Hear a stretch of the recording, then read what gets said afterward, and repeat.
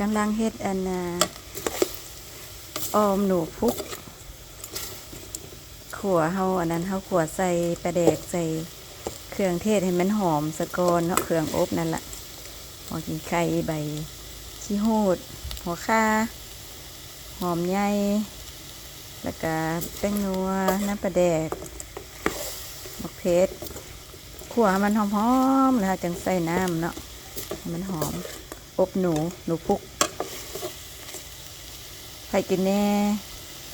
ข่อยบ่ได้กินโดนแล้วสิลองกินเบิ่งผักก็เก็บในสวนนี่แหละตัวเก็บบนสวนแล้วจะแม่นมันงามนี่วะมีผักตำลึงผักคาดแล้วก็ผักอ่อมแซ่บและผักหวานปนกันหลายอย่างผักคาดนี่งาม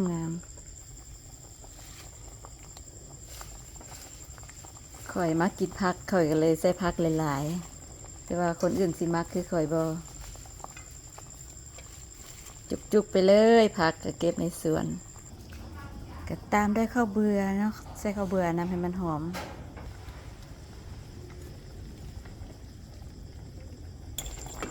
หลังจากเราใส่ผักสุกแล้วเนาะข้าวเบื่อก็ใส่แล้วมะเขือเราก็ตำใส่แล้วซีมรสชาติได้ที่แล้วก็เหลือแต่ผักหอมได้บาดนี้อันนี้แม่นผักหอมบัวแล้วก็ผัก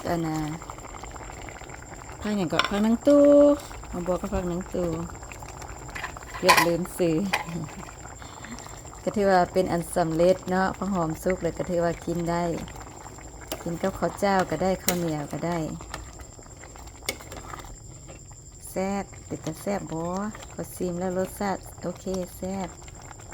จะบ่มีกลิ่นขิวเลยเพราะเขาคั่วให้มันหอมเลยจะหอมเลยจะบ่มีกลิ่นหนูเลยหอมเครื่องเทศยั่วๆเลยแล้วล่ะเด้อไอ้น้องเด้อ